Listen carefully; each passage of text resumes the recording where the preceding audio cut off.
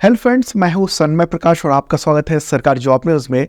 तो इस current affairs video में बहुत ही इंपॉर्टेंट टॉपिक्स बात करेंगे। भारत को बड़ी कूटनीतिक कामयाबी मिली है, इस पर डिटेल चर्चा करेंगे मैप के जरिए, एनिमेशन के जरिए और एक एक पॉइंट बताएंगे आपको। सबसे महत्वपूर्ण है क्वेश्चन आज के समय में, दुनिया भर में, भारत में भी इसकी चर्चा हो रही है और भी कई टॉपिक हैं अलग अलग, उन सब पर बात करेंगे। तो शुरू करते हैं और लाइक बटन दबा देना, पसंद आए तो शेयर कर दीजिए। क्वेश्चन होगा, सिंपल सा क्वेश्चन है, कतर ने कितने पूर्व भारतीय नौसैन्य अधिकारियों को फरवरी 2024 में रिहा कर दिया, जिन्हें पहले मौत की सजा मिली थी, फिर माफ़ी मिली और अब रिहा कर दिया गया है। आंसर होगा टोटल 8 है। ठीक है, न्यूज़ आप देख रहे हैं। तो कतर ने अल्टीमेटली 8 पूर्व भारतीय नौसैन्य अधिकारियों को रिहा कर दिया और इनमें से ज़्यादातर 12 फरवरी को वो भारत लौट आए हैं और ये कतर में जासूसी के आरोप में उम्र कैद की सज़ा काट रहे थे। पहले इनको फांसी की सज़ा सुनाई गई थी, बाद में अदालत ने फांसी की सज़ा को उम्र कैद में बदल दिया था, लेकिन अब ये इनको रिहा कर दिया गया है। ठीक है, और इनको गिरफ्तार कब किया गया था? 30 अगस्त 2022 को 2022 में गिरफ्तारी की गई थी कथित जासूसी के मामले में इन सबको। तो इस पर डिटेल बात करेंगे, आखिर हुआ क्या है और कैसे कैसे ये जो रिहाई हुई है। तो उससे पहले हम लोग ऐसा करते हैं कि कतर के बारे में जान लेते हैं, मैप के जरिए समझ लेते हैं कतर को। तो ये तो रहा अपना प्यारा भारत और कतर देखते हैं। ये तो है मिडिल ईस्ट यानी मध्य पूर्व, जिसको अमेरिका और यूरोपीय कहते हैं मध्य पूर्व। हमारे लिए ये पश्चिम एशिया यानी वेस्ट एशिया, और यहीं पर कतर है। ये वाला हिस्सा जो देख रहे हैं आप, छोटा सा दिख रहा होगा, ये है कतर। इसके जो पड़ोसी है वो है सऊदी अरब। ओके, और ये पर्शियन गल्फ है यहाँ पर। ठीक है, यहाँ की राजधानी है दोहा। यहाँ जो चीफ होते हैं वो आमिर कहे जाते हैं। उनका नाम है शेख तमीम बिन हमद अल थानी। ठीक है, ये कतर पर जो है ना वो थानी राजवंश का वहाँ पर शासन है और आमिर ही मुख्य होते हैं। वहाँ प्रधानमंत्री भी होते हैं। प्रधानमंत्री हैं वहाँ के मोहम्मद बिन अब्दुल रहमान बिन जसीम अल थानी। अच्छा, ये सब जो फैसला हुआ है ना, तो वो उसके लिए ज़मीन पिछले कई वक्त से तैयार की जा रही थी। ये फोटोग्राफ दिखा देना चाहता हूँ मैं। ये जो है वो है कतर के आमिर। तो 1 दिसंबर 2023 को भारतीय प्रधानमंत्री नरेंद्र मोदी COP28 समिट के लिए कतर में गए थे और वहाँ ये मुलाकात हुई थी और इस मुलाकात पर दुनिया की नज़रें थी। सोशल मीडिया पर प्रधानमंत्री नरेंद्र मोदी और शेख हमाद की जो मुलाकात है उसकी तस्वीरें काफ़ी वायरल हुई थी। उसके बाद से लगातार भारतीय जो कूटनीतिक प्रयास है वो लगातार कतर के साथ चल रहा था। ठीक है, अभी अगले मैं क्वेश्चन में बताऊंगा कि किस तरीके से भारत ने अगले 20 साल के लिए कतर के साथ नेचुरल गैस के आयात करने का, नेचुरल गैस खरीदने का एक बहुत ही लंबा और बहुत बड़ा कॉन्ट्रैक्ट दिया है कतर को। ठीक है, तो अब देख लेते हैं कि कौन कौन पूर्व नौसैन्य अधिकारी हैं। तो ये तमाम जो नाम आप देख रहे हैं ये सब कमांडर रह चुके हैं। काफ़ी कुछ कैप्टन थे, कुछ सेलर थे। ठीक है, इनमें से कई लोग तो इंडियन नेवी के युद्धपोतों में कमांडर तक रह चुके हैं, कमांड कर चुके हैं उसको। तो ये लोग कतर क्यों गए थे वहाँ पर? ये कतर है, कतर में तो मीडिया रिपोर्ट में ये कहा गया था कि इन लोगों ने समय से पहले रिटायरमेंट लिया था और वो कतर गए थे और अगस्त 2022 में गिरफ्तारी से पहले वो Dahra global technologies and consultancy नाम की कंपनी में काम कर रहे थे और ये डिफेंस सर्विसेज प्रोवाइड करती है। और ओमान एयरफोर्स के जो रिटायर्ड स्क्वाड्रन लीडर थे खमीस अल अज़मी, तो वो इसके प्रमुख थे और उनको भी गिरफ्तार किया गया था, लेकिन उनको काफ़ी पहले छोड़ दिया गया था। और कतर में जो कंपनी थी जिसमें ये लोग काम कर रहे थे वो ट्रेनिंग और अदर सर्विसेज दिया करती थी वहाँ की, यानी कतर की नौसेना को। ठीक है, खुद डिफेंस इक्विपमेंट को चलाने, रिपेयरिंग, मेंटेनेंस, इन सब का एक्सपर्ट बताती थी ये कंपनी। और ये बात सामने आई कि कतर कुछ पनडुब्बियों की डील कर रहा था फ्रांस से, और ये जो जानकारी है वो लीक होकर चली गई थी। किसे? ये लीक होकर पहुँच गई थी इजराइल के पास। ओके, तो इसको लेकर इनको गिरफ्तार किया गया था, ऐसा कई सारे मीडिया रिपोर्ट्स का कहना था। ओके, और मैं बताऊं कि महत्वपूर्ण बात यह है कि इनमें से एक को, यानी कमांडर पुर्णेंद्र तिवारी, इनको तो भारत और कतर के बीच में द्विपक्षीय संबंध बेहतर करने को लेकर 2019 में प्रवासी भारतीय सम्मान से भी सम्मानित किया गया था। और ये पुरस्कार पाने वाले वो आर्म फोर्सेस के एकमात्र रिटायर्ड शख्स हैं। ठीक है, तो आखिरकार ये जो है बड़ी कामयाबी, कूटनीतिक कामयाबी भारत को मिली है। कतर भारत के लिए इम्पॉर्टेंट है और कतर के लिए भी भारत बहुत ही इम्पॉर्टेंट है। क्यों? क्योंकि इस देश में, कतर में 8 लाख भारतीय रहते हैं। वो ज़्यादातर भारतीय जो है वो कामगार हैं, वहाँ काम करते हैं। कतर में भारतीय सबसे बड़े जो है प्रवासी समुदाय हैं वहाँ पर। ठीक है, तो ये एक बेहतरीन एक फैसला हुआ है और वो सब भारत आ चुके हैं और ये बहुत बड़ी कूटनीतिक कामयाबी बताई जा रही है।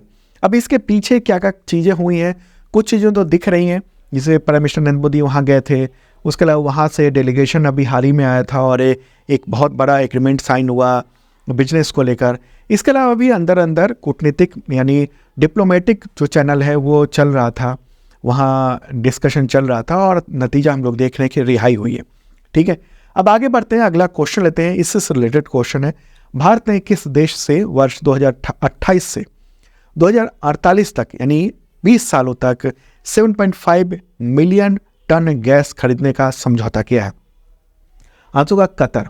ठीक है, कुछ न्यूज़पेपर में ये भी कहा गया है कि कतर से जो रिहाई हुई है उसमें कई सारी जो प्रमुख कारण हैं उनमें एक कारण ये भी बताया जा रहा है। ठीक है, क्योंकि कतर को एक बहुत बड़ा बिजनेस भी मिल रहा है। तो ये जो एग्रीमेंट है ना, वो गोवा में अभी हाल ही में इंडिया एनर्जी वीक एक कार्यक्रम आयोजित किया गया था। कौन सा? India energy week. तो उसी के दौरान 6 फरवरी यानी 6 फरवरी को ये समझौता किया गया। और इस दौरान देख रहे हैं आप फोटोग्राफ, यहाँ जो केंद्रीय ऊर्जा मंत्री हैं भारत के हरदीप सिंह पुरी और कतर एनर्जी के CEO इस तरफ साद अल काबी वो मौजूद हैं। कतर एनर्जी जो है ना वो वहाँ की कतर की एक सरकारी कंपनी है जो कि दुनिया भर में गैस सप्लाई करने का काम करती है। और ये समझौता, इस समझौते के तहत ये है कि 2028 से लेकर 2048 तक एंड 2028 से लेकर 2048 तक लिक्विड नेचुरल गैस यानी LNG भारत खरीदेगा। ठीक है, और इसको PNG और अलग अलग रूप में बदल कर सप्लाई किया जाएगा भारत में। भारत की जो ऊर्जा ज़रूरत है वो हमारे लिए इम्पॉर्टेंट है, उसके लिए हमें आयात करना। तो 7.5 मिलियन टन ये गैस है। इसकी लागत कितनी होगी? इसकी लागत है $78 अरब। कितना है? $78 अरब। इतनी बड़ी लागत है इसकी और इतने का ये बिजनेस भारत जो है ना वो कतर को दे रहा है। ठीक है, भारत की जो सबसे बड़ी LNG आयात करने वाली कंपनी है, LNG यानी लिक्विड नेचुरल गैस, वो कंपनी है भारत की सबसे बड़ी जो आयात करने वाली है वो पेट्रोनेट LNG। ओके, तो पेट्रोनेट LNG ने कतर की सरकारी कंपनी के साथ ये करार किया है यानी समझौता किया है, डील किया है। 7.5 मिलियन टन गैस जो है वो कतर भारत को एक्सपोर्ट करेगा, भारत इंपोर्ट करेगा। भारत इस गैस का इस्तेमाल बिजली बनाने, फर्टिलाइजर और इसको CNG में कन्वर्ट करने, इन सब में करता है। भारत के लिए ऊर्जा ज़रूरत के लिए बहुत ही महत्वपूर्ण है। अच्छा, इससे पहले 2015 में भी एक समझौता हुआ था जिसके तहत भारत कतर से गैस आयात करता है। जो पेट्रोनेट कंपनी है भारत की, वो कतर से हर साल 85 लाख टन LNG आयात करती है कंपनी। भारत में जो LNG यानी लिक्विड नेचुरल गैस, उसकी जो खपत होती है उसका 35% कतर से आता है। ओके, तो इसलिए ये भारत की ऊर्जा जो सुरक्षा है उसके लिए ये खाड़ी का देश बहुत ही अहमियत रखता है। और उस देश के लिए यानी कतर के लिए भी भारत बहुत बड़ा एक बाज़ार है और वो भारत बहुत ही इम्पॉर्टेंट देश है। ठीक है, तो ये मुझे लगता है कि पूरी बात आप समझ चुके होंगे कतर को लेकर। एक तो रिहाई हुई और एक यहाँ एक बहुत बड़ी जो बिजनेस डील हुई है। ओके, और भी कई तरीके के डील हुए हैं वहाँ पर, लेकिन बहुत सारी बातें सार्वजनिक नहीं होती हैं।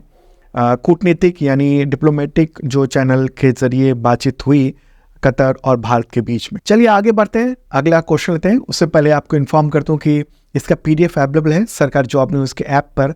ऐप का लिंक इस वीडियो के डिस्क्रिप्शन में दिया हुआ है। वहाँ डेली का PDF फ्री होता है। आप ऐप पर मेनू में जाइए, मेनू से वहाँ ऑप्शन मिलेगा आपको फ्री मटेरियल का, वहाँ से आप PDF डेली का फ्री में डाउनलोड कर सकते हैं। और अगर आप करंट अफेयर्स की शानदार तैयारी करना चाहते हैं, चाहे कोई भी एग्जामिनेशन हो, चाहे IAS का हो, चाहे PCS का हो, रेलवे हो, SSC हो, स्टेट SSC हो, पुलिस का हो, सारे एग्जामिनेशन की करंट अफेयर्स की तैयारी यहाँ पर शानदार होती है। सरकारी जॉब में उसके ऐप पर 2 तरह के मेंबरशिप प्लान हैं 1 ईयर के। एक है बेसिक मेंबरशिप प्लान, उसमें SSC और स्टेट SSC, रेलवे, पुलिस, इन सब लेवल के एग्जामिनेशन के वहाँ पर करंट अफेयर्स के कंटेंट मौजूद हैं। उन सब एग्जामिनेशन के टेस्ट सीरीज भी मौजूद है। और दूसरा है IAS PCS एग्जामिनेशन के लिए ये मेंबरशिप प्लान, और इसके ज़रिए आपको इन एग्जामिनेशन के लेवल का करंट अफेयर्स होता है। और हमारे करंट अफेयर्स शानदार टकराते हैं एग्जामिनेशंस में, शानदार। ओके, पिछले जो एग्जामिनेशन जो रहे हैं उसका ये मैं आपको बता रहा हूँ। ओके, और इस मेंबरशिप प्लान में क्या क्या देते हैं हम लोग, तो अगले 1 साल तक करंट अफेयर्स का वीडियो, PDF, टेस्ट, ये सब होता है। डेली, वीकली, मंथली, क्वार्टरली, ये सारे आपको PDF, वीडियो, टेस्ट, ये सब कुछ मिल जाएंगे आपको आपके एग्जामिनेशंस के लिए। ठीक है, और PDF कई तरीके के होते हैं। एक 1 लाइनर होता है, MCQ होता है, MCQ नोट्स होता है, वीडियो का लिंक भी होता है। जैसे आप कंटेंट पढ़ रहे हैं और आपको संबंधित कंटेंट का विजुअल देखना है, उसे बेहतर ढंग से समझना है, तो क्लिक कीजिए और वीडियो वहीं से ओपन हो जाता है। ओके, और साथ में तमाम एग्जामिनेशन टेस्ट सीरीज भी अवेलेबल हैं सभी सब्जेक्ट के। ठीक है, तो देखिएगा जरूर इस वीडियो के डिस्क्रिप्शन में ये दोनों मेंबरशिप प्लान अवेलेबल हैं आपके एग्जामिनेशन के पॉइंट ऑफ व्यू से, और आपके आर्थिक स्थिति को देखते हुए बहुत ही मामूली सा प्राइस है उसका, और छूट भी चल रही है। देखिएगा जरूर इस वीडियो के डिस्क्रिप्शन में। तो अगला जो क्वेश्चन है बहुत ही इंपॉर्टेंट क्वेश्चन है। भारतीय भुगतान प्रणाली UPI यानी यूनिफाइड पेमेंट इंटरफेस और रुपे कार्ड को फरवरी 2024 में किन 2 देशों ने लागू किया? फरवरी में कौन से 2 देश हैं जिन्होंने लागू किया? आंसर का इसका श्रीलंका और मॉरिशस। ओके, 2 देश हैं, श्रीलंका और मॉरिशस। तो प्राइम मिनिस्टर नरेंद्र मोदी ने एक वर्चुअल कार्यक्रम के दौरान श्रीलंका और मॉरिशस में ये मैं आपको ये वीडियो भी दिखा देना चाहता हूँ। ठीक है, ये वर्चुअल कार्यक्रम हुआ और प्राइम मिनिस्टर संबोधित कर रहे थे, और यहाँ पर श्रीलंका के जो प्रेसिडेंट हैं वो हैं, और मॉरिशस के प्रेसिडेंट हैं वो हैं। ये हैं MEA चीफ यानी मिनिस्टर ऑफ एक्सटर्नल अफेयर्स के चीफ यानी विदेश मंत्री, और ये RBI के गवर्नर हैं। तो एक वर्चुअल कार्यक्रम हुआ, उसी के दौरान प्राइम मिनिस्टर नरेंद्र मोदी ने श्रीलंका और मॉरिशस में UPI और रुपे कार्ड को लॉन्च किया। ओके, तो इस दौरान आप देख रहे हैं श्रीलंका के जो राष्ट्रपति हैं रानिल विक्रमसिंघे और मॉरिशस के प्राइम मिनिस्टर प्रविंद जुगनॉथ, तो वो भी मौजूद थे इस दौरान। ओके, इससे फ़ायदा क्या होगा? इससे फ़ायदा ये होगा कि UPI और रुपे कार्ड की वजह से इन देशों में यात्रा करने वाले जो भारतीय नागरिक हैं और भारत की यात्रा करने वाले जो मॉरिशस और श्रीलंका के नागरिक हैं वो निर्बाध डिजिटल पेमेंट कर सकेंगे, वो उनको समस्याएं नहीं आएंगी। ठीक है, UPI और रुपे कार्ड को NPCI संचालित करता है। कौन संचालित करता है? एग्जामिनेशन प्रश्न आ सकते हैं। NPCI फुल फॉर्म क्या है? National payments corporation of India, उसके द्वारा संचालित है। ठीक है, तो जब इतनी बात हो रही है तो एक बार हम लोग देख लेते हैं श्रीलंका को मैप के जरिए। ठीक है, तो ये रहा अपना प्यारा भारत और अपना पड़ोसी यहाँ पर ये रहा श्रीलंका। ओके, राष्ट्रपति के नाम पहले मैंने बताए रानिल विक्रमसिंघे। प्राइम मिनिस्टर हैं यहाँ के दिनेश गुणवर्धने। राजधानी 2 है, एक है श्री जयवर्धने पुरेकोट्टे, वो विधायी राजधानी है। ठीक है, लेजिस्लेटिव कैपिटल है। और एक और राजधानी है कोलंबो, वो एग्जीक्यूटिव यानी कार्यकारी और जुडिशियल यानी न्यायिक राजधानी है। यहाँ की मुद्रा है श्रीलंकाई रुपया। ओके, और अब देख लेते हैं मॉरिशस के बारे में। ठीक है, कुछ चीज़ें तो यहाँ पर श्रीलंका के बारे में यहाँ पे दे दिया हमने, PDF में भी शानदार ढंग से दिया हुआ है। और अब मॉरिशस को देख लेते हैं। मॉरिशस, प्यारा भारत ये रहा। और मॉरिशस जो है हिंद महासागर में यहाँ है, ये मेडागास्कर है, इधर अफ्रीका है, और यहाँ द्वीपीय देश है, बहुत ही छोटा सा देश है ये, और नज़दीक ले चलते हैं। ये रहा मॉरिशस। ठीक है, यहाँ के जो राष्ट्रपति हैं उनका नाम क्या है? उनका नाम है पृथ्वीराज सिंह रूपन। प्राइम मिनिस्टर जो कि वर्चुअल कार्यक्रम में भी थे, तो उनका नाम है प्रविंद जुगनॉथ। ओके, राजधानी है यहाँ की पोर्ट लुइस और मुद्रा है मॉरिशस रुपया। ठीक है, क्या है? मॉरिशस रुपया। ओके, तो चलिए अब आगे बढ़ते हैं, नेक्स्ट क्वेश्चन लेते हैं। प्रसिद्ध साहित्यकार उषा किरण खान, उनका निधन हो गया 11 फरवरी 2024 को। तो उन्हें कौन सा अवार्ड मिल चुका था, इनमें से कौन सा? आंसर होगा पद्मश्री। 2015 में उनको पद्मश्री अवार्ड मिला था और उनको साहित्य अकादमी पुरस्कार भी मिल चुका है, महादेवी वर्मा पुरस्कार, दिनकर राष्ट्रीय पुरस्कार, कई सारे पुरस्कार उनको मिल चुके थे। ओके, तो 78 ईयर की थी और बिहार से थी, लेखिका और अकादमिक इतिहासकार भी थी। हिंदी, मैथिली, इन सब भाषाओं में उन्होंने कई सारे उपन्यास लिखे थे। Next question, ICC under 19 men's cricket world cup 2024 की विजेता टीम का नाम बताएं। मुझे लगता है सबको पता होगा, आंसर है ऑस्ट्रेलिया। ठीक है, ऑस्ट्रेलिया ने चौथी बार जीत हासिल की है अंडर 19 क्रिकेट वर्ल्ड कप में और भारत को हराया है। एक क्वेश्चन लेते हैं कि फाइनल में किसको हरा कर ऑस्ट्रेलिया ने जीत हासिल की? भारत को। ओके, तो ये अंडर 19 जो वर्ल्ड कप है उसके फाइनल में भारत और ऑस्ट्रेलिया के बीच तीसरी बार ये भिड़ंत हुई और 2 बार तो इंडिया ने जीत हासिल कर ली थी, 2012 में, 2018 में, 2024 में अभी हार का सामना करना पड़ रहा है।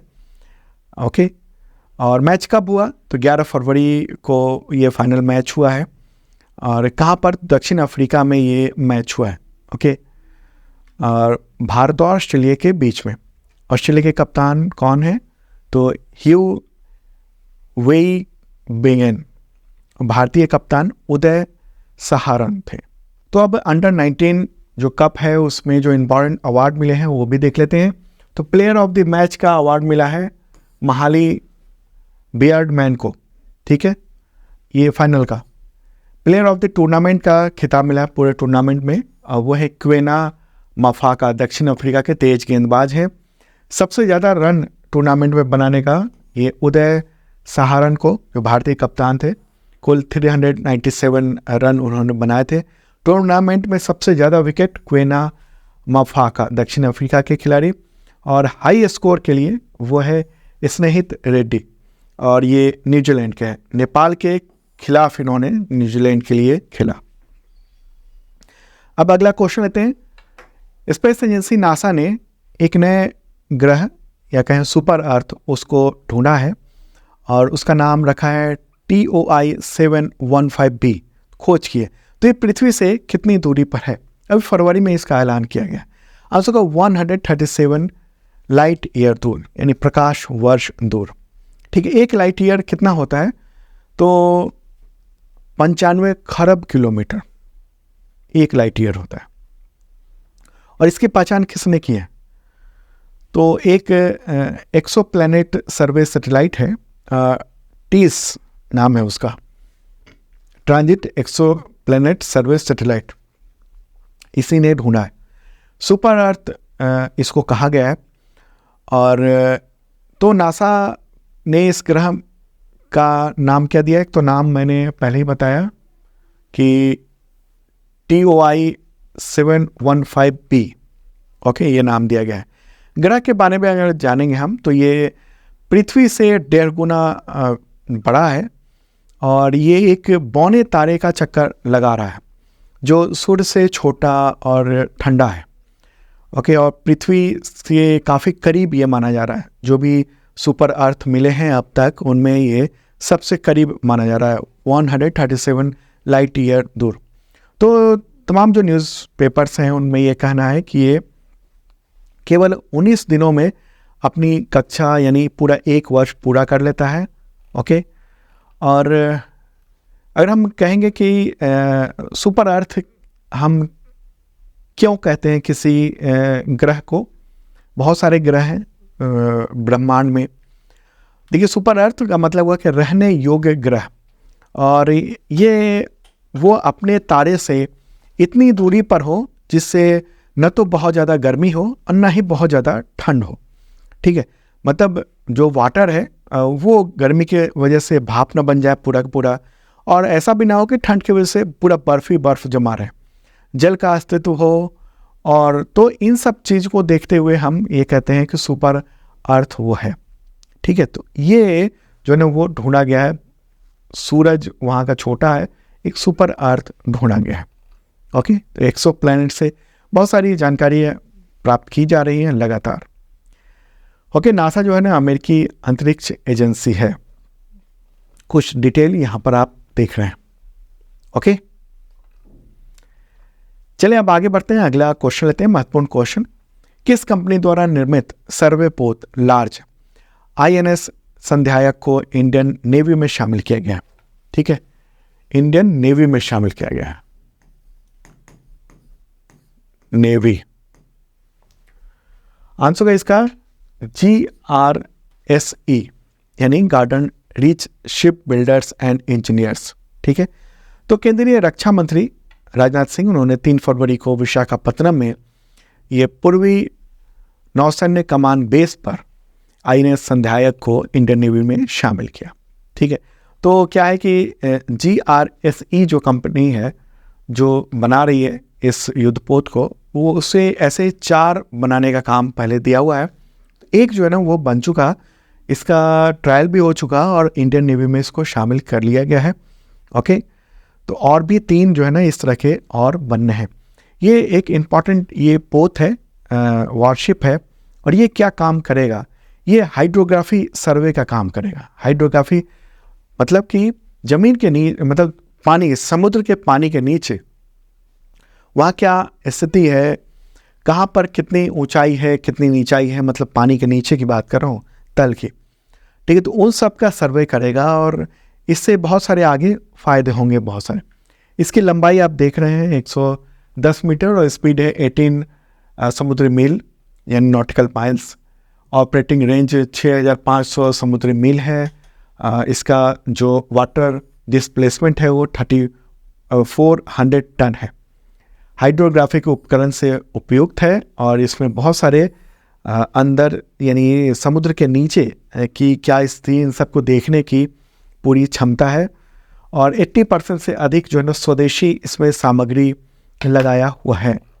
तो इंडियन ओशन में ये इम्पॉर्टेंट काम करेगा INS संध्यायक, और ये सर्वे वगैरह करेगा और ये आगे आने वाले वक्त में हमारे लिए कामयाब होगा, काम का होगा। जो हमारा जो एक्सक्लूसिव इकोनॉमिक जोन है समुद्र का, वहाँ का पूरा सर्वे करेगा और साथ में जो बाहर के क्षेत्रों के हैं उन सब का भी सर्वे करेगा। ओके, तो ये महत्वपूर्ण बात है।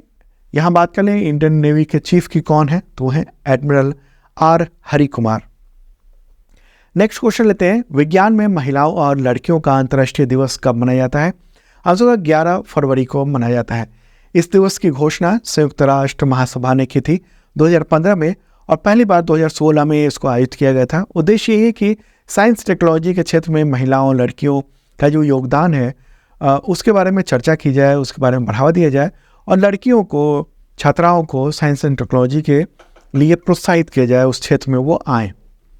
अगला क्वेश्चन, विश्व रेडियो दिवस कब मनाया जाता है? आंसर है इसका 13 फरवरी को।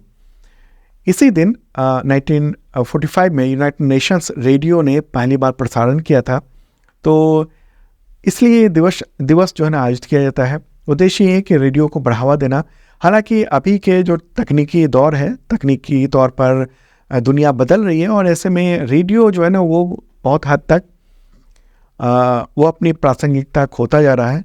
वो रेडियो, यहाँ रेडियो वेब की मैं बात नहीं कर रहा हूँ, रेडियो वेब तो हमेशा ज़रूरी है और रहेगा, लेकिन ये जो रेडियो जो हम लोग जिस पर कभी हमने तो बचपन में सुना हुआ है, तो ये जो रेडियो है ना वो अब प्रासंगिकता उसकी खत्म हो रही है।